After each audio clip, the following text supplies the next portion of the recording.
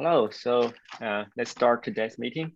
And today we do have an important agenda because as we discussed in last meeting that we will begin to work on the documentation of OAM specification 030 release. And now we see there are already pull requests to change the existing specification draft. And there are already several comments on the pull request. I think the pull request is coming from Daniel from Naptive. That's really awesome. I will let Hongchao to drive the rest of the process. So I think the expectation is we discuss a little bit about what is still needed to maybe to change in the pull request. And if there's agreement on that, I think we can move this pull request to finalize that and merge it to the specification. Okay, Hongchao, can you please maybe you want to share your screen? Of course, thank you. I think only the host disabled participants can share. Let me see. Yeah. Okay, now you can share, I think. I can do it. Yeah, of course. So I think I mean, in this, usually we have some pull requests from contributors to both the specification and also the implementation, which is the kubevela project. So if you have any PR pending or anything you want to discuss, just welcome to add to the agenda in the community meeting call, and we can review it together and then just get things faster to move forward. This is from Daniel. That's great. I think that things has been changing a lot for the application spec. The entire thing is about we have we change the application configuration to actually to be just named application, and we have all those properties and templates thing going. I think the general the changes looks good. It talk about the application and changes the correct and update it to the latest what it looks like in kubevela. Yeah, somehow very similar to what we have looked at. Quick start.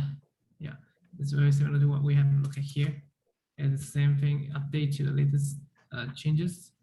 And I think general the changes looks good, but just have a couple comments this is actually so first of all the traits actually not name, it's also type, because they are unique. Each you can only have one type of trait in an array. You can say that yeah I have two traits that have the same type. So you can only have one type, one instance of the same type of trait. And yeah, that is the first thing. And the other thing is, I think there's a couple small comments I think that adjust. Oh yeah. So this looks weird. Yeah, that's an old paragraph I forgot to delete. Yeah. Okay. Okay. Yeah. And I think the second thing is I think I left a comment about the properties, a set of the parameter values, not defined in the spec. It's actually exposed from the component. So properties actually the parameter values are exposed from a component. The component inside the component, you will have templates to define how those parameter values translate to the actual resources, or how do they work. That's the internal details. So that's there's a lot of things defined in the component. So the parameters, the properties are actually exposed. That's what I mean. Okay, I only have this small comments, and other things, it's just the type thing is another thing. Other than that, I think most of that looks good. Nothing to not much things from my side. I have an open question related to this. I was transferring all the samples that I have. Since now the trait, let's say, doesn't have a name, it's just a type.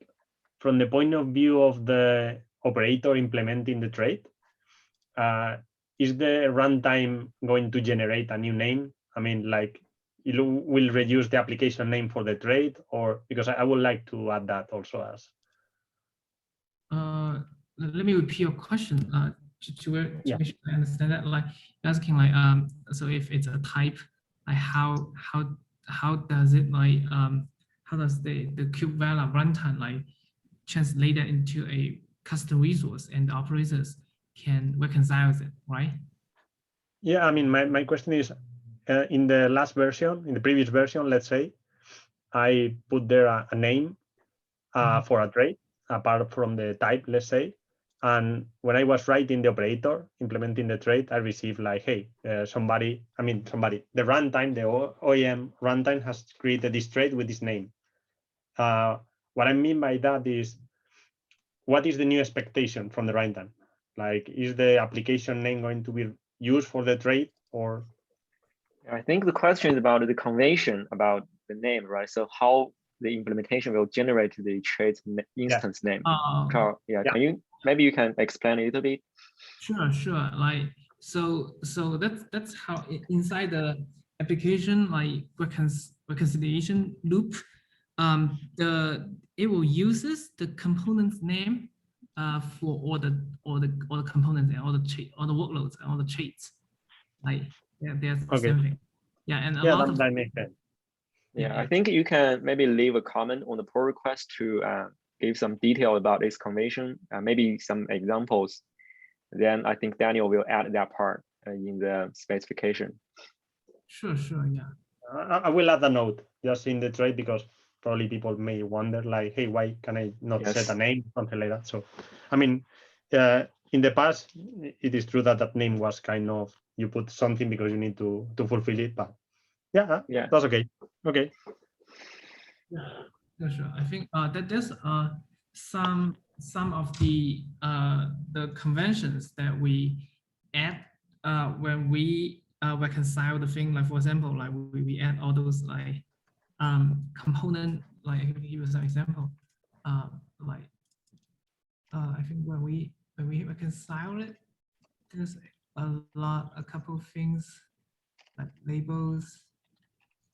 Yeah, there's some. Let me give you some examples. Like where's the templates? Yeah, templates. So we usually add like what's the component name and what's the application revision and all those kind of thing. And like when you reconcile it, you will see those those labels and also the name is like all of them are correlated together. So that like you can see, oh, this application are somehow like referencing each other. Yeah, definitely. I'll provide more details in the comments below. Just leave a comment below. I'll add more details, telling you what are our conventions right now. Okay, and all those labels and annotations. Okay. Yeah. I'll submit the changes. Yeah. Right. There's a lot of labels. I think in the documentation we don't need to give too much details about the labels because I don't think labels are part of the specification. But the name, I think it's actually worth to mention. The label is more like implementation details part because the only system, the runtime system are using the labels. I think. Sure. Yeah, that's true.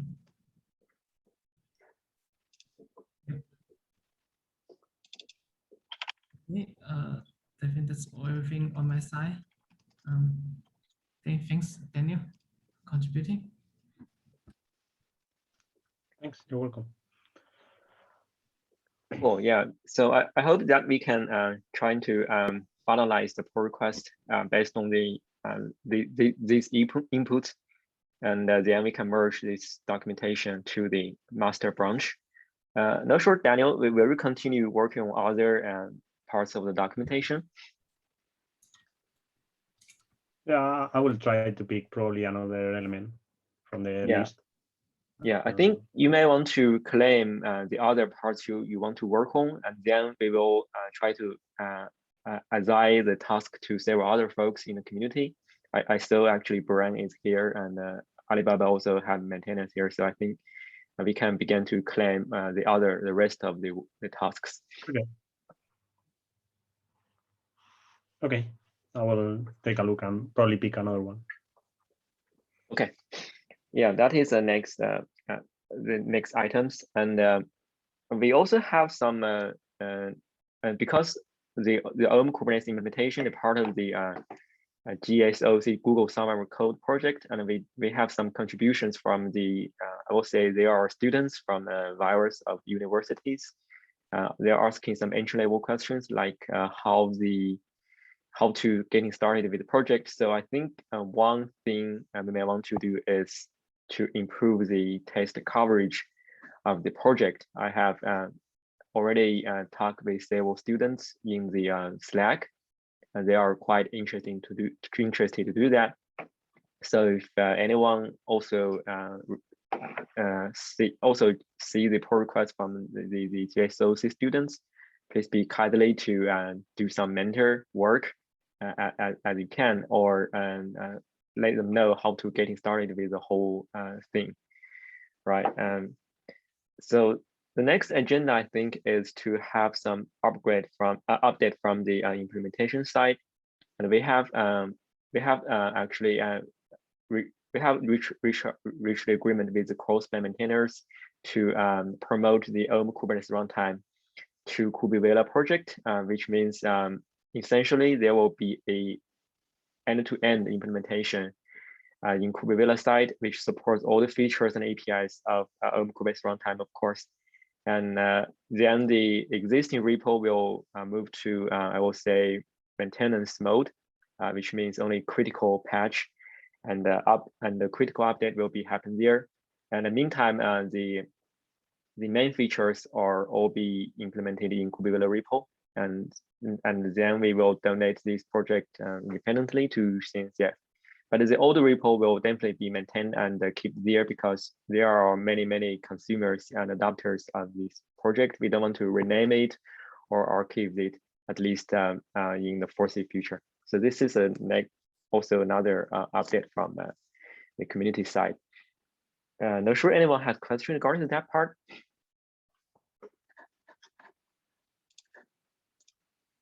I'm sorry, I missed that. Like, where are we donating Kubevela to?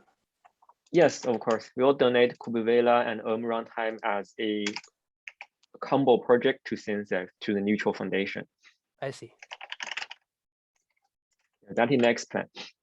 I think it will happen in this month because the next donation window is, I think it could become Europe.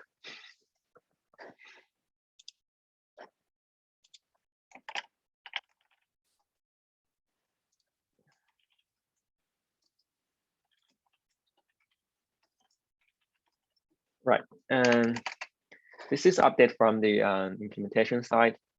And so yeah, for the community effort, we do have some issues discussing whether we want to support the complex, I will say complex template in the raw Kubernetes, templates in Kubevela, and both as well as the OAM Kubernetes runtime. Which means if you look at today's OAM spec, if you are using raw Kubernetes template, you can only set parameters and parameter values. They are basically key value pairs. So you cannot say, okay, I want to claim a very complicated object in this section. So the answer is we won't do that because it's actually by design. You cannot define a object in simple object template. If you want to do that, you need to provide a JSON schema, or you need to use Q or Helm or anything which can help you to do the templating. So that's why in Kubevela we also support Q and Helm. And in the previous release of OAM specification, we actually allow you to define a JSON schema for that. But the direction is that we want to leverage the existing tools for you to define complex templates to the Kubernetes resources. And it's technically impossible to implement such thing from zero in OAM implementation. Otherwise, you will create another Helm or Q in the code. Yeah, this is the update to this issue because we saw there are several contributors asking whether this will be supported. But they don't mean that you can.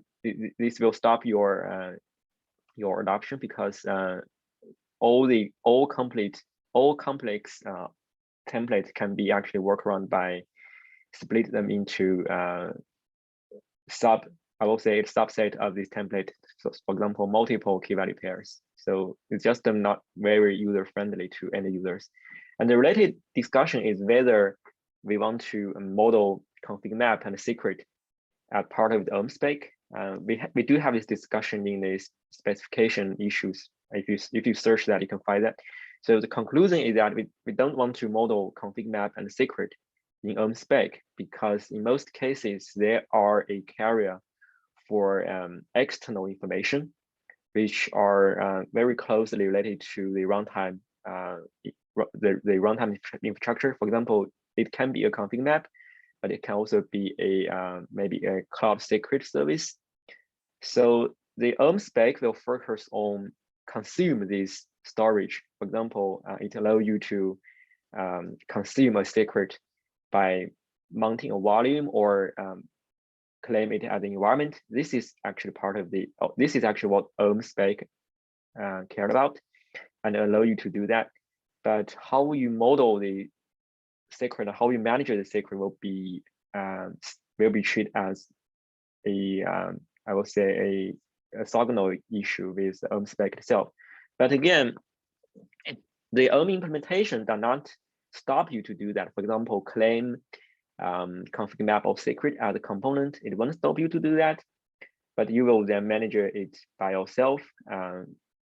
It's not very hard, but the recommended approach will, I will say, it will be either if you package this config map and the secret in the Helm chart, or define it as part of the Q template, because essentially you are seeing the config map or secret as part of your application component. Then that will be the easier way for you to manage that. So this is also a related discussion we happened in the upstream recently, which is more about how we manage the config map secret.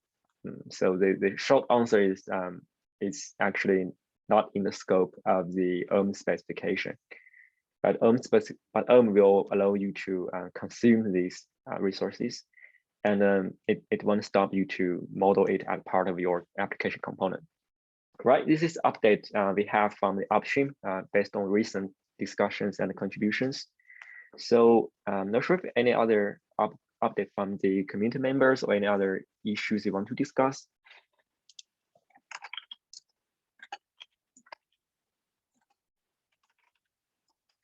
I do have an open question. I mean, I have not checked it on Kubela. Check it on the previous, let's say, runtime. We are seeing quite a lot of errors related to the order in which elements are deleted. Like if a user deletes a component and doesn't delete the application, you may end up with some finalizers never ending. Basically, I'm providing you to proceed. I don't know if you have seen that in the past or if there is any recommendation of this. We didn't notice that in our environment. What version you are using? You are trying to do? I mean,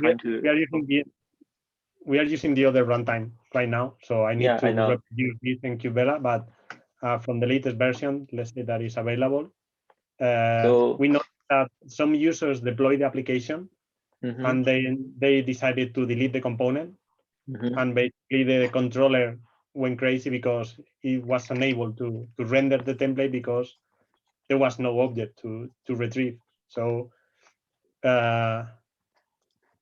we have some issues trying to delete namespaces and things like that because the application controller was stopping the deletion. I see. Actually, we have the configure flag to stop the reconciliation in the implementation side. Maybe you want to file issue to post some logs. Yeah, we do have a configure a parameter to stop reconciliation, so it won't change anything and then you can actually try to delete the resources manually and then restore the reconciliation. It actually allows you to do that. It's more like a debug mode. We haven't documented that before, but if you check its chart, I will say check its binary parameters, you can actually find a flag. You can say it's that and restart it. Yeah.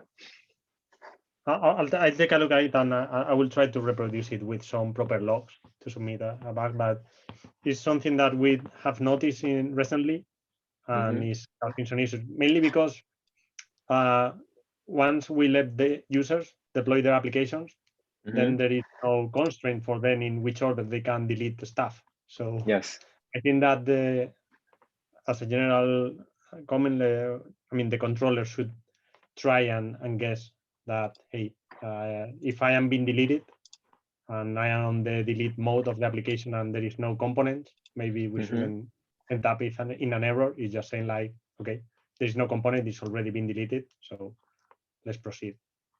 I see. Yeah, I will try to reproduce it. Yeah, of course. Feel free to file issue if you can reproduce it, and then we can take a look to see what happened. And let's follow up on the GitHub issue and try. We definitely want to try to fix that. Okay.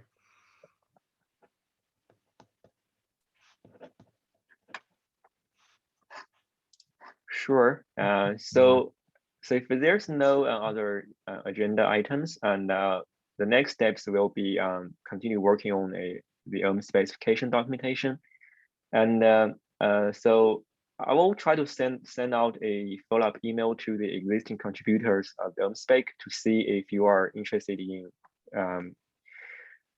working on the OAM spec documentation. I actually see that Daniel has already claimed several tasks, and I will send out follow-up emails to check the rest of the tasks. This is the next step we want to work. Hopefully we can send out all the pull requests before the next community meeting.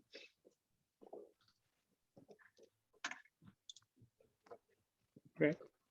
Sure. Yeah. This is what we all have today. And yeah, if there's no other issues to discuss, and then I think this is all we have in today's meeting. And thank you very much for attending OAM Community Call. I'm looking forward to see you folks in the next 2 weeks. Thank you. Okay, thanks. Bye-bye. Thanks. Bye, ciao.